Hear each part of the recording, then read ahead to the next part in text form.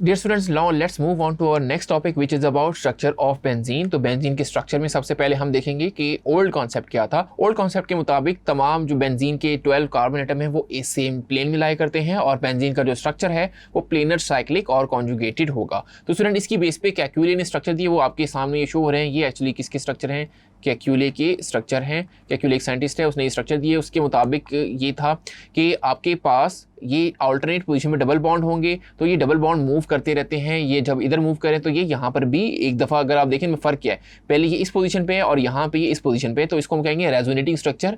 यानी ये जो इलेक्ट्रॉन है, पाई इलेक्ट्रॉन, ये एक्चुअली रेजोनेटिंग में होते हैं, तो ये शिफ्ट होते रहते हैं। तो स्टूडेंट्स, कैक्यूले ने जो स्ट्रक्चर यहाँ पे शो किया उसकी वजह से क्या होना चाहिए कि बेंजीन को ज़्यादा रिएक्टिव होना चाहिए, क्योंकि अल्टरनेट पोजीशन में डबल बॉन्ड है और डबल बॉन्ड आप जानते हैं वो ब्रेक हो जाता है आसानी से। अगर ब्रेक हो सकता है तो फिर इसका मतलब उसको ज़्यादा स्टेबल होना चाहिए, लेकिन जो बेंजीन का स्ट्रक्चर है वो ज़्यादा स्टेबल नहीं था। अब स्टूडेंट, जो कैक्यूले के कुछ ड्रॉबैक थे इस स्ट्रक्चर के, ड्रॉबैक ये थे कि बेंजीन को इसके मुताबिक जो मैं आपको बता रहा हूँ ज़्यादा रिएक्टिव होना चाहिए, लेकिन बेंजीन लेस रिएक्टिव है। इसके मुताबिक उसको सिर्फ एडिशन रिएक्शन देना चाहिए, क्योंकि उसमें डबल बॉन्ड है। डबल बॉन्ड में आप जानते हैं एक पाई बॉन्ड होता है, पाई बॉन्ड को आसानी से टूट जाना चाहिए, तो उसके मुताबिक बेंजीन में तो आसानी से एडिशन रिएक्शन होना चाहिए, फिर उसको सब्स्टिट्यूशन रिएक्शन तो शो ही नहीं करना चाहिए। तो फिर कैक्यूले ने जो स्ट्रक्चर बताया उसके मुताबिक इसको सिर्फ एडिशन रिएक्शन ही देना चाहिए। लेकिन बेंजीन एक्चुअली क्या दे रहा है, वो जब प्रैक्टिकल किया गया तो देखा गया वो सब्स्टिट्यूशन रिएक्शन भी दे रहा है। तो वो कैसे दे रहा है, ये उसके पास आंसर नहीं था। फिर इसकी जो हीट ऑफ फॉर्मेशन है वो लेस है। कैक्यूले के मुताबिक इसकी हीट ऑफ फॉर्मेशन हाई होनी चाहिए और कार्बन कार्बन बॉन्ड लेंथ जो है वो भी इक्वल होनी चाहिए 1.4, जो कि कैक्यूले के मुताबिक नहीं थी। फिर स्टूडेंट, इसका जो ज़्यादा बेहतर स्ट्रक्चर बताया वो रॉबिन्सन ने बताया। रॉबिन्सन ने बताया कि जब ये इलेक्ट्रॉन रेजोनेटिंग है तो इसको आप सारों को ऐसे मिला सकते हैं, यानी ये ऐसे हो जाएगा, यहाँ पर ये ऐसे हो जाएगा और यहाँ पे ये ऐसे हो जाएगा, तो ओवरऑल स्ट्रक्चर आपका कुछ ये ऐसे बन जाना चाहिए, जो कि रॉबिन्सन ने बताया। अब स्टूडेंट मूव करते हैं मॉडर्न कॉन्सेप्ट की तरफ। तो मॉडर्न कॉन्सेप्ट में हम देखते हैं molecular orbital treatment of benzene के, यानी जो लेटेस्ट कॉन्सेप्ट है वो क्या बताते हैं बेंजीन के बारे में। तो स्टूडेंट, ये जो कॉन्सेप्ट है ये एक्चुअली रॉबिन्सन के स्ट्रक्चर को ही फॉलो करते हैं, molecular orbital treatment of benzene. इसके मुताबिक क्या होता है स्टूडेंट, हम ड्रॉ करते हैं, लाइक सपोज कार्बन का सबसे पहले हम हाइब्रिडाइजेशन के कॉन्सेप्ट से इसको देखते हैं। कार्बन की होती है ग्राउंड स्टेट, ये आप जानते हैं, हाइब्रिडाइजेशन में आपने पढ़ा है, जिसका एटॉमिक नंबर 6 होता है। तो 1s2 2s2 2px 2py and 2pz। तो यहाँ पे आप जानते हैं कितने इलेक्ट्रॉन आएंगे, 2 इलेक्ट्रॉन आ जाएंगे। फिर कार्बन की होती है एक्साइटेड स्टेट, एक इलेक्ट्रॉन एक्साइट हो जाता है, तो 1s2 आएगा, 2s2 की बजाय यहाँ पे देखें ये एक इलेक्ट्रॉन एक्साइट होकर 2pz में चला जाएगा। तो यहाँ पे कन्फिग्रेशन क्या बन जाएगी, 2s1 बन जाएगी, 2px1 बन जाएगी, 2py1 बन जाएगी और 2pz क्या बन जाएगी, 1 बन जाएगी। अब स्टूडेंट, क्योंकि बेंजीन जो है वो उसमें डबल बॉन्ड है, तो डबल बॉन्ड है तो वो कौन सी हाइब्रिडाइजेशन देंगे, sp2। ये आप बात जानते हैं, डबल बॉन्ड जब होता है sp2 हाइब्रिडाइजेशन देंगे। तो यहाँ पे कार्बन की हम लिखेंगे हाइब्रिडाइज स्टेट, कार्बन 6 की हो जाएगी हाइब्रिडाइज स्टेट। उसमें क्या होगा, क्योंकि 3 मिल रहे हैं तो 3 बनेंगे, या आपने फर्स्ट ईयर में पढ़ा है, 3 sp2 बन जाएंगे और तीनों के पास क्या होगा, एक एक इलेक्ट्रॉन होगा और एक अनहाइब्रिडाइज ऑर्बिटल भी रह जाएगा, जो कि 2pz1, एक अनहाइब्रिडाइज ऑर्बिटल भी रह जाएगा। अब बेंजीन का फॉर्मूला स्टूडेंट क्या है, C6H6 है, यानी 6 कार्बन है और 6 हाइड्रोजन है। तो एक जो है, एक कार्बन क्या हो रहा है, उसकी कंडीशन कुछ ये ऐसे है, देखें, एक 2sp2, एक और sp2, एक और sp2। तो स्टूडेंट्स, आपने देखा कि एक कार्बन की को जब हम ड्रॉ करते हैं तो उसकी ये कंडीशन होगी, ये आपने ध्यान में रखना, 3 sp2 ऐसे आएंगे और जो अनहाइब्रिडाइज z ऑर्बिटल है वो ऐसे आएगा, अनहाइब्रिडाइज z ऑर्बिटल भी तो इसके पास है, वो ऐसे ही आ जाएगा, राइट। तो ये जो अब हमारे पास है 6 कार्बन, तो 6 कार्बन देखिए वो कैसे आपस में जुड़ेंगे, वो कुछ ऐसे करके आपस में सिग्मा बॉन्ड बनाएंगे और 6 कार्बन आपस में जुड़ जाएंगे, साथ में उसके हाइड्रोजन आ जाएंगे, 6 हाइड्रोजन आ जाएंगे, जो कि वंस अगेन क्या करेंगे, सिग्मा बॉन्ड बनाते जाएंगे। तो आपके पास ये एक ऐसा रिंग वाला स्ट्रक्चर आपको मिल जाएगा जिसमें सिग्मा बॉन्ड आपको मिल रहा है।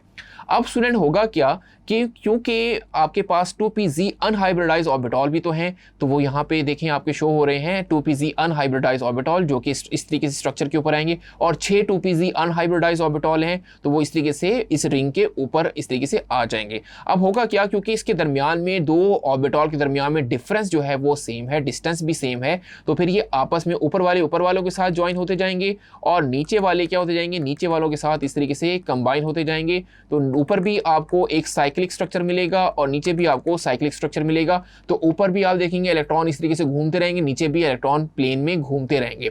तो इस वजह से क्या होगा, ये इलेक्ट्रॉन ऊपर और नीचे रिवॉल्व होते रहेंगे, जिस वजह से बेंजीन को एक एक्स्ट्रा स्टेबिलिटी मिलती है। यानी अनलेस कोई एक्स्ट्रा यानी हाई प्रोफाइल इलेक्ट्रोफाइल आपके पास आए, यानी जिसकी जो स्ट्रॉन्ग इलेक्ट्रोफाइल आए, तब तक ये बेंजीन का बॉन्ड ब्रेक नहीं होगा, क्योंकि इलेक्ट्रॉन ऐसे ऊपर और नीचे मूव करते रहेंगे in the circular form. So hopefully student यहाँ तक ये आपको क्लियर हो गया होगा। यहाँ इस बात का मतलब आप समझ जाएं। इस बात का मतलब ये होगा कि जो कैक्यूले बता रहा था कि बेंजीन जो है वो लेस स्टेबल है, वो यहाँ पे बात शो हो गई। कैक्यूले के मुताबिक वहाँ पे डबल बॉन्ड थे, डबल बॉन्ड को आसानी से टूट जाना चाहिए था और बेंजीन को लेस स्टेबल होना चाहिए था, लेकिन कैक्यूले के ये ड्रॉबैक में था। बेंजीन को देखा गया तो वो ज़्यादा स्टेबल पाया गया। क्यों स्टेबल पाया गया? क्योंकि इलेक्ट्रॉन ऐसे ही रिवॉल्व हो रहे हैं प्लेन के ऊपर और प्लेन के नीचे ऐसे रिवॉल्व हो रहे हैं, तो अनलेस कोई स्ट्रॉन्ग इलेक्ट्रोफाइल उसके पास आएगा तब तक वो ब्रेक नहीं होगा और ये ज़्यादा स्टेबल होगा। और इसी को हम कहते हैं डीलोकलाइजेशन ऑफ इलेक्ट्रॉन, यानी ये जो इलेक्ट्रॉन है ये एक्चुअली मूविंग इलेक्ट्रॉन है, तो मूविंग इलेक्ट्रॉन को शॉर्ट फॉर्म में डीलोकलाइजेशन बुलाते हैं। सो होपफुली स्टूडेंट बेंजीन के ये कॉन्सेप्ट आपको मॉडर्न कॉन्सेप्ट अच्छे से क्लियर हो रहे होंगे। और मॉडर्न कॉन्सेप्ट में फिर आ जाता है रेजोनेंस, और यही जो डिफरेंट पेयरिंग स्कीम बनती है डीलोकलाइजेशन से, इसी को हम कहते हैं रेजोनेंस। और इससे जो स्ट्रक्चर बनते हैं हम उसको रेजोनेंस स्ट्रक्चर कहते हैं।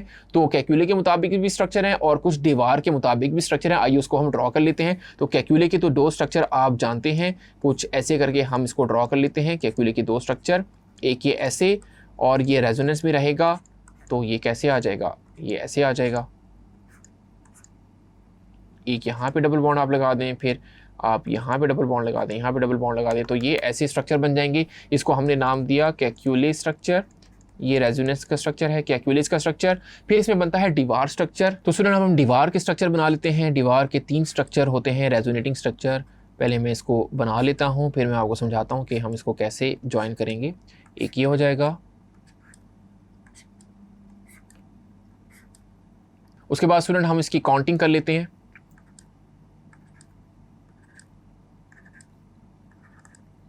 अब स्टूडेंट आप देखें कि हमारे पास पॉसिबल रेजोनेटिंग स्ट्रक्चर क्या बन सकते हैं। एक तो ये है सबसे पहले कि 1 और 4 की पोजीशन पे ये आपके पास जुड़े हुए हों और ऐसे ये डबल बॉन्ड यहाँ पर हो, तो 1-4 बन जाएगा। फिर आपके पास 2-5 पे बन सकता है ये, अगर ये स्विच हो जाता है। फिर आपके पास एक और पॉसिबल स्ट्रक्चर क्या बन सकता है कि 3-6 की पोजीशन पे ये ज्वाइन हुआ होता है, कुछ ऐसे करके। तो स्टूडेंट ये जो स्ट्रक्चर हैं ये हैं दीवार के स्ट्रक्चर।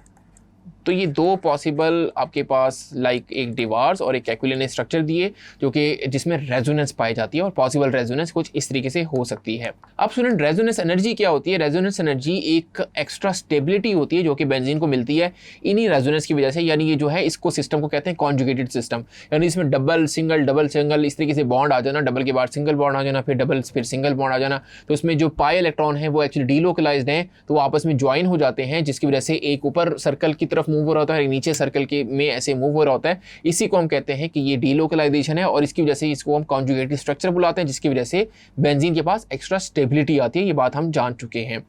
अब स्टूडेंट जो रेजोनेंस एनर्जी होगी वो इसी का डिफरेंस होगा कि आम जो एनर्जी है उसमें और जो रेजोनेंस की वजह से जो एनर्जी है उसमें जो डिफरेंस है वो आपकी रेजोनेंस एनर्जी कहलाएगी। अब इसको हम कैसे मेजर करते हैं? देखिए, मान लें सबसे पहले आपके पास एक सिंगल बॉन्ड है, तो उसको अगर हम ब्रेक करते हैं या वो ब्रेक होता है तो उसमें जो एनर्जी रिलीज होती है वो कितनी रिलीज होती है? 120 किलो जूल पर मोल रिलीज होती है, जिसमें देखें साइक्लोहेक्सेन बन रहा है। ये आपका साइक्लोहेक्सेन है, साइक्लोहेक्सेन, ये हमने लेट्स सपोज बनाना है। तो लेट्स सपोज सिंगल बॉन्ड को ब्रेक किया तो 120 kilo joule per mole of energy जो है वो आपकी रिलीज हो रही है उसके टूटने से। तो फिर साइक्लोहेक्सेन ये आपकी बन रहा है। अब देखिए 120 को 2 से मल्टीप्लाई करें तो फिर आना चाहिए 240, लेकिन आ कितना रहा है 231। इसका मतलब कि डबल बॉन्ड वाला जो है आपका ज़्यादा स्टेबल है, क्योंकि देखिए डबल बॉन्ड को भी जब आप ब्रेक कर रहे हैं और आप आ किस पे रहे हैं, साइक्लोहेक्सेन पर ही आ रहे हैं, तो फिर डबल टाइम उसका नहीं हो रहा, उसमें फ़र्क आ रहा है। फिर आप देखें अगर हम ट्रिपल बॉन्ड वाले को अगर हम विदाउट बेंजीन यानी विदाउट उसमें मान लें कि उसमें रेजोनेंस नहीं है, उसमें कोई डीलोकलाइजेशन यानी कॉन्जुगेशन नहीं है,